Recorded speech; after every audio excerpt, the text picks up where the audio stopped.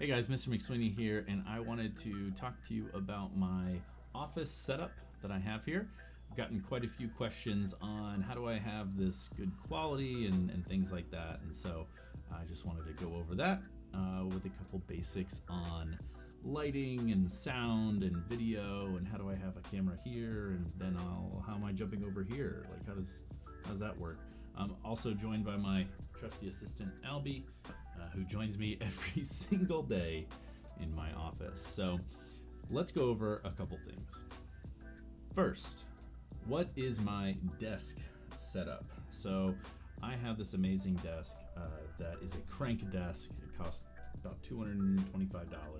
It's really nice for me because I can kind of change my teaching style. And so when I do videos, I like to stand up because I can move around, I can get really into it, and the students get excited about that. Brings a little bit of my personality into your living room or dining room or bedroom, wherever you are. You get to experience a little bit more of that McSweeney kind of in your face action. So the stand-up desk has been amazing for me. It's not like I'm always standing up. Most of the time, probably 80% of the time, this thing's down. I'm sitting, relaxing. Every once in a while, I just love to have a little bit of flexibility there. I have a few other things I do have, and I'm gonna grab my other camera so I can show you. I do have a dual monitor setup. So there's my computer. It's connected to this monitor, so I have two desktops.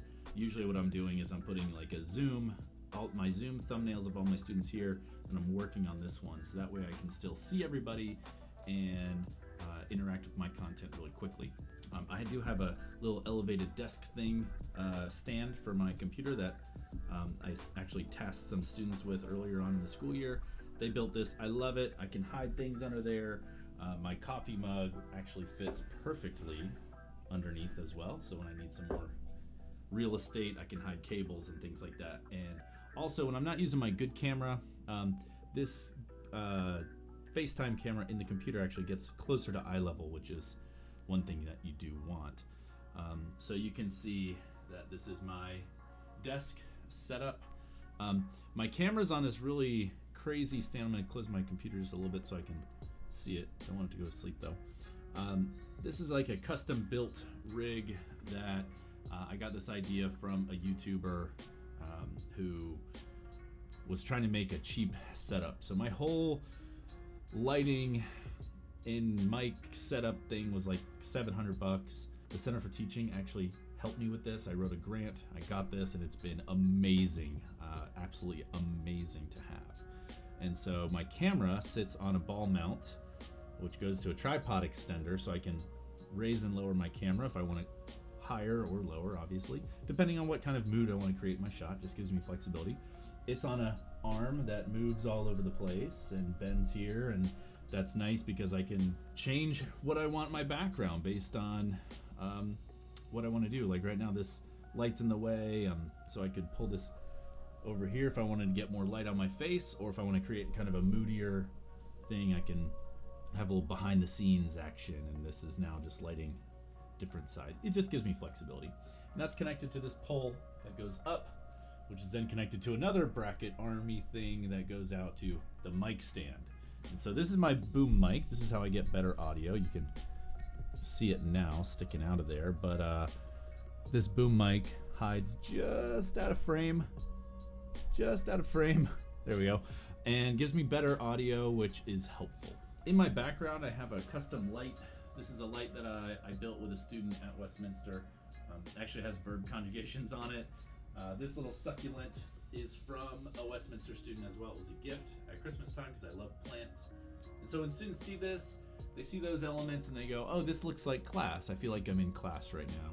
Or at least maybe it kind of brings back those memories of being in class.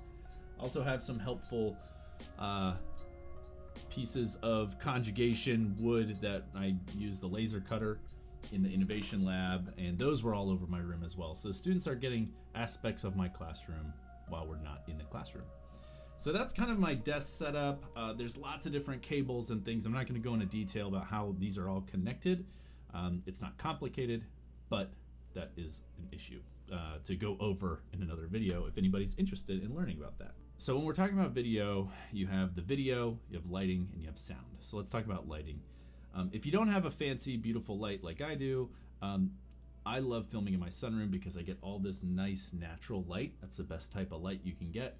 If you can diffuse that through like a curtain of some sort, that's even better because that's gonna make the light softer. Harsher light is gonna hit and reflect really hard. A softer light is gonna go on your face and curve around.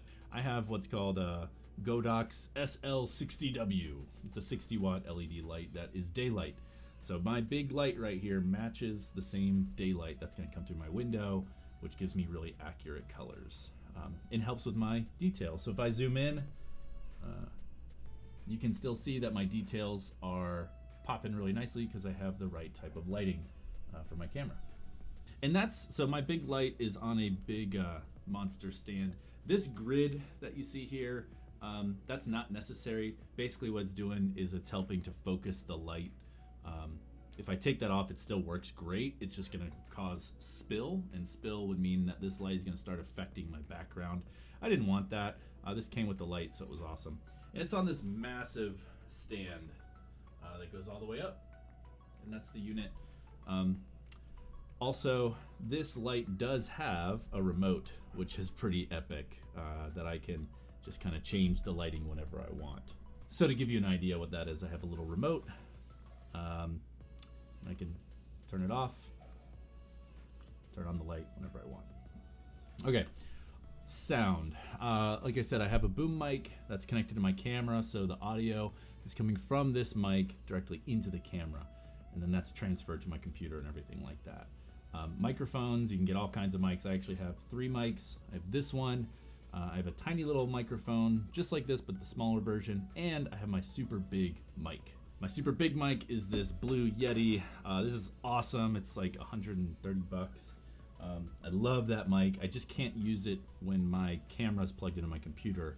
It just doesn't fit. I don't have enough ports, so oh well. So the video is coming through at 1080p. I tried 4K, which would be super detailed. My internet's just not fast enough for that. But 1080p is like gonna be perfect for any device that our students are looking at.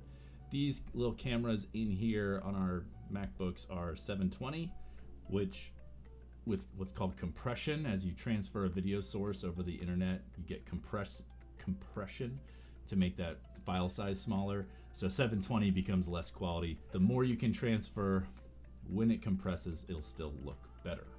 And so to me, I really like to do things at a high quality because I'm trying to demonstrate to my students, hey, if I'm gonna work hard to give my best and give you the best quality, then I want you to work hard and give me your best quality. So I'm trying to model that for my students. Not required or anything like that.